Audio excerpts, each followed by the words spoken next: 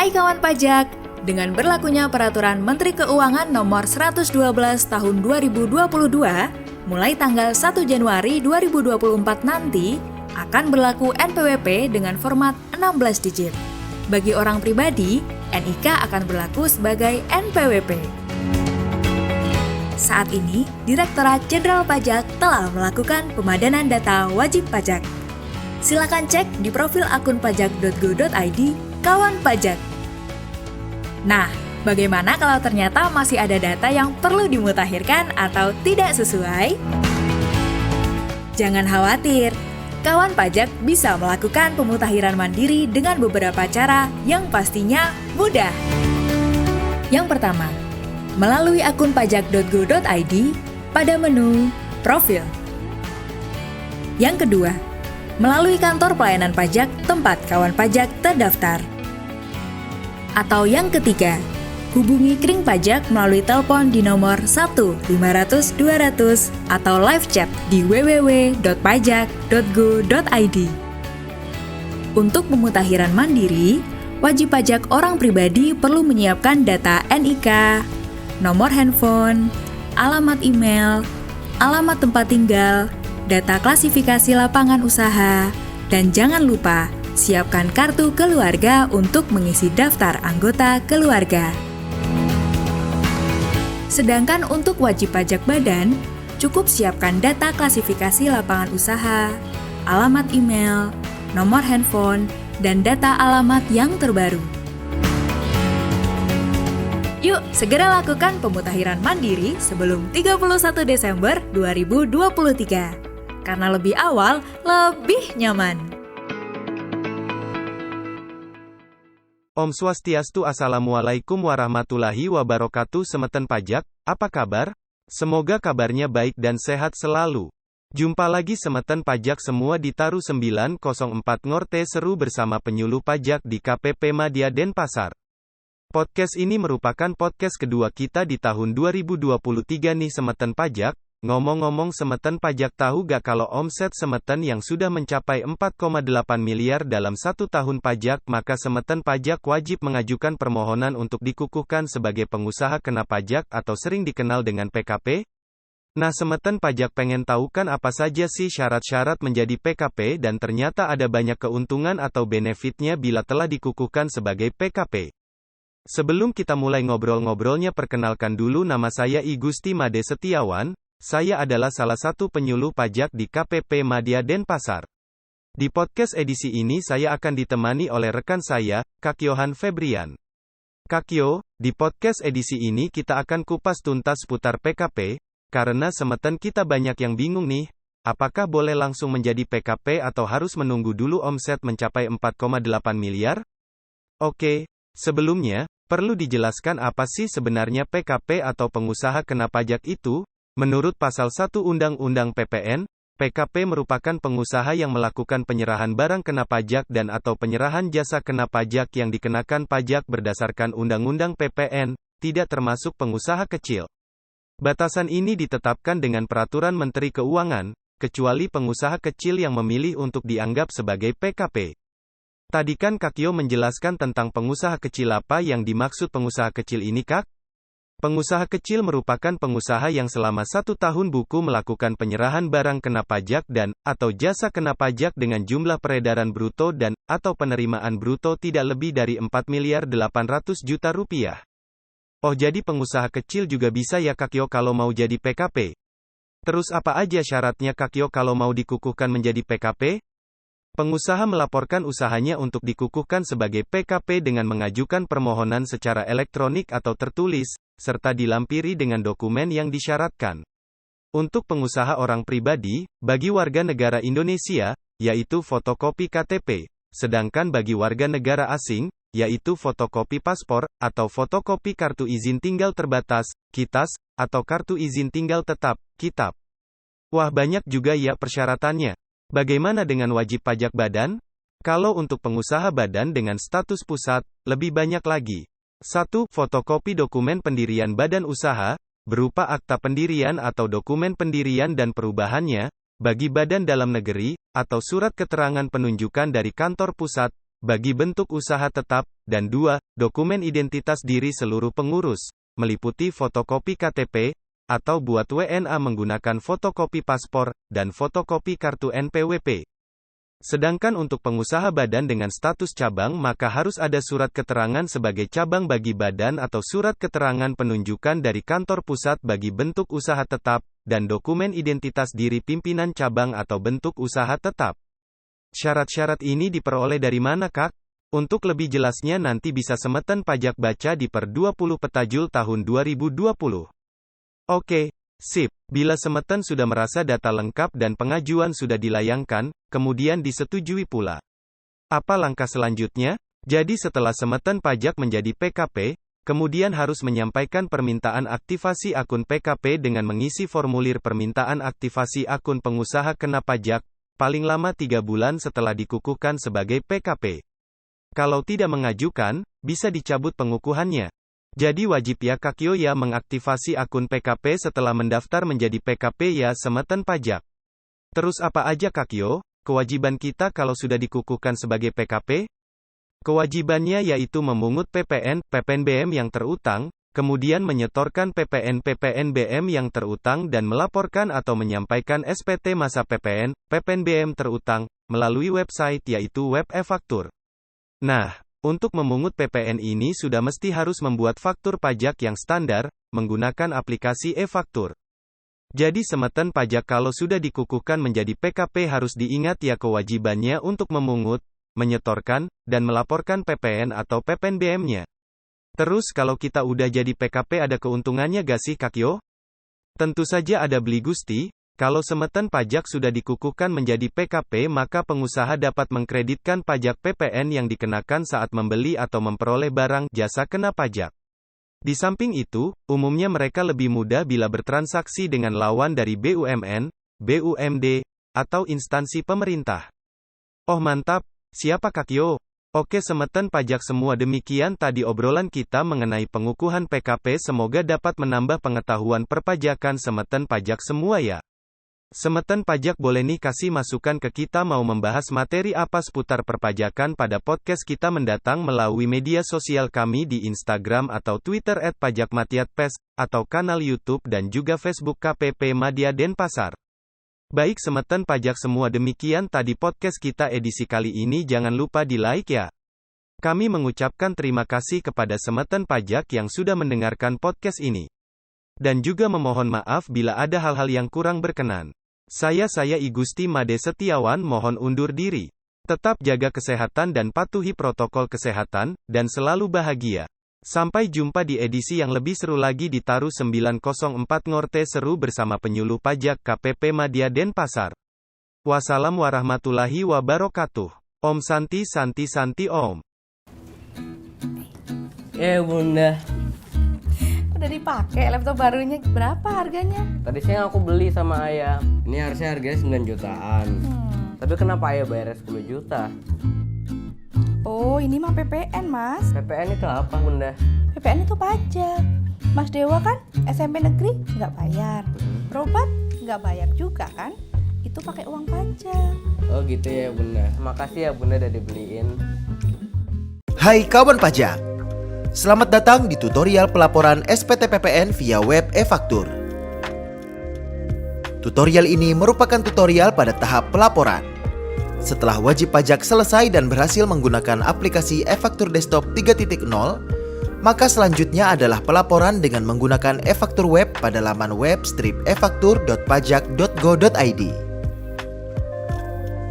Sesuai dengan Undang-Undang Harmonisasi Peraturan Perpajakan Klaster PPN yang berlaku mulai 1 April 2022, PKP pedagang kendaraan bermotor bekas dan PKP dengan omset sampai dengan 1,8 miliar yang semula melaporkan PPN yang dipungut dengan SPT masa PPN 1111 DM menjadi beralih menggunakan SPT masa PPN 1111. Untuk melakukan pelaporan SPT masa PPN 1111, PKP tidak perlu lagi create file CSV dari aplikasi e-faktur.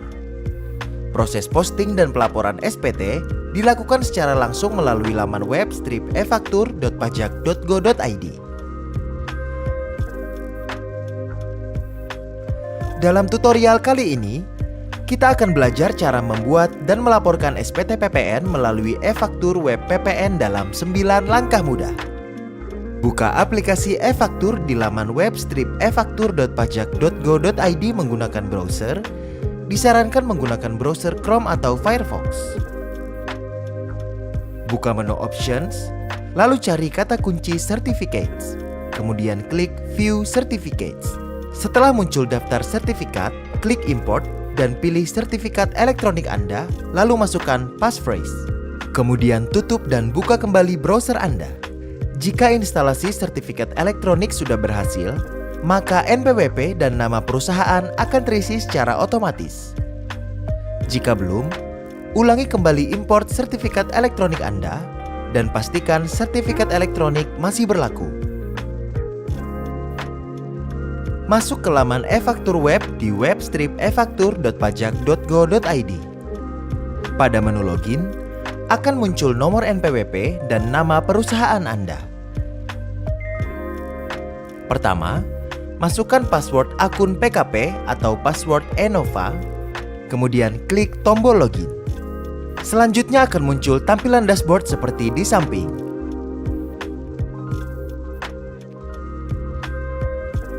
Pilih menu profil, klik profil aplikasi, kemudian isi nama dan jabatan penandatangan faktur, lalu klik simpan perubahan.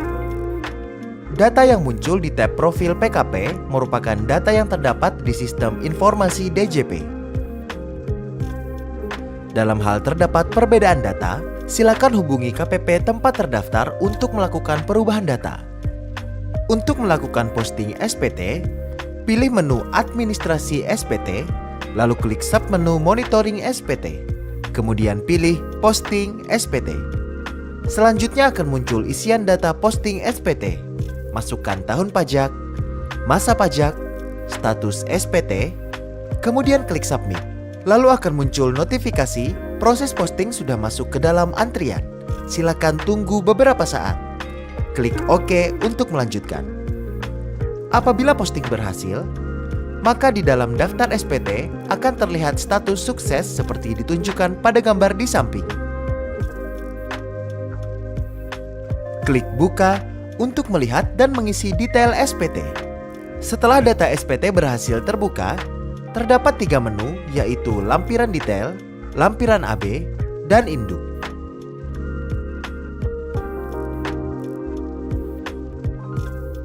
Klik lampiran detail, lalu pilih jenis formulir. Klik Tampilkan untuk melihat detail lampiran. Untuk mengunduh formulir A1 sampai dengan B3 ke dalam bentuk CSV, klik tombol download. Lakukan pengecekan untuk keseluruhan jenis formulir mulai dari form lampiran A1, A2, B1, B2, dan B3.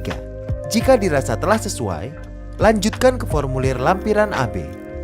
Klik lampiran AB, lalu klik rekapitulasi penyerahan untuk melihat detail rekapitulasi.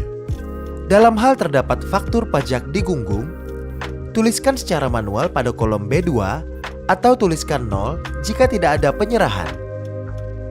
Lanjutkan pengecekan ke rekapitulasi perolehan untuk melihat detail rekapitulasi. Klik perhitungan PM yang dapat dikreditkan untuk melihat detail perhitungan. Dalam hal terdapat kompensasi atau hasil perhitungan kembali PM, silakan isi manual di kolom yang sudah disediakan. Jika seluruh isian dalam lampiran AB telah diisi, lanjutkan dengan memberi tanda checklist pada pernyataan, lalu klik tombol Submit.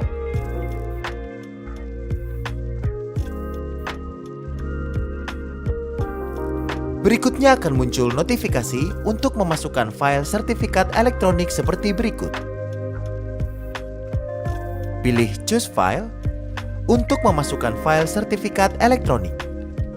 Arahkan ke lokasi penyimpanan file sertifikat elektronik berada.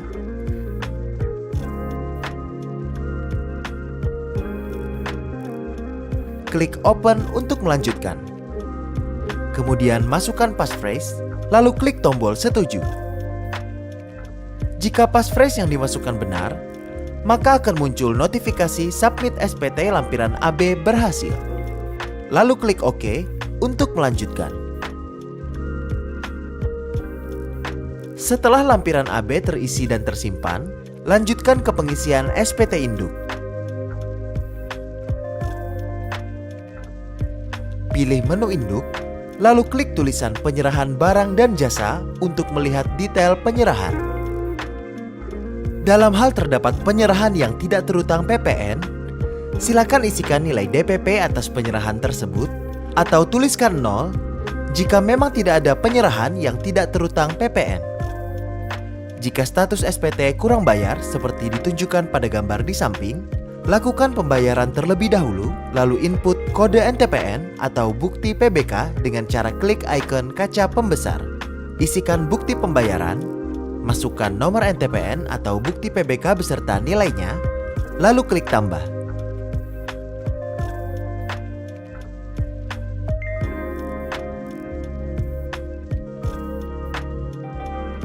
Dalam hal status SPT adalah lebih bayar, silakan beri tanda checklist pada kolom yang sesuai.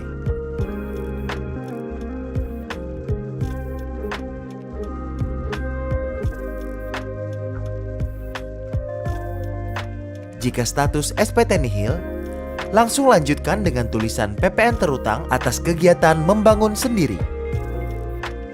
Dalam hal terdapat kegiatan membangun sendiri atau KMS, silakan isikan nilai DPP, PPN terutang, dan masukkan NTPN bukti pembayaran atau tuliskan 0 jika memang tidak ada kegiatan KMS. Lanjutkan dengan klik tulisan pembayaran kembali pajak masukan bagi PKP gagal berproduksi. Dalam hal terdapat pembayaran kembali bagi pajak masukan bagi PKP yang gagal berproduksi, silakan isi nilai PPN yang wajib dibayar kembali dan masukkan NTPN bukti pembayaran atau tuliskan 0 jika tidak ada pembayaran. Lanjutkan dengan klik tulisan pajak penjualan atas barang mewah. Dalam hal terdapat transaksi penjualan atas barang mewah, silakan isikan nilai PPNBM atau tuliskan 0 jika tidak ada transaksi.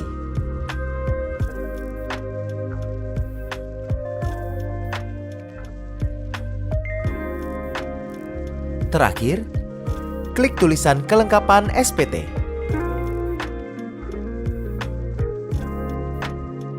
Lalu checklist surat pernyataan, isikan nama, tempat dan tanggal pelaporan SPT, isi nama dan jabatan penanda tangan, lalu klik simpan.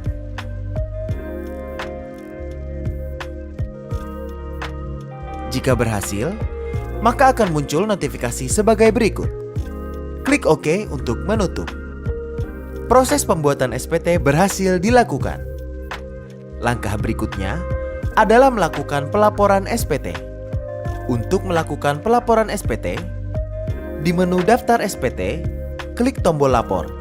Selanjutnya akan muncul keterangan detail SPT yang akan dilaporkan. Untuk menambahkan file lampiran SPT, silakan klik tombol choose file. Klik tombol lapor. Jika pengiriman berhasil, maka akan muncul notifikasi seperti di samping. Klik tombol OK untuk menutup jendela. Setelah proses pelaporan SPT berhasil, maka isi kolom action akan berisi dua tombol, yaitu cetak NTTE untuk melihat bukti penerimaan elektronik dan cetak SPT untuk mengunduh SPT masa PPN formulir induk dan lampiran AB. Silakan klik cetak NTTE untuk mendapatkan bukti penerimaan elektronik.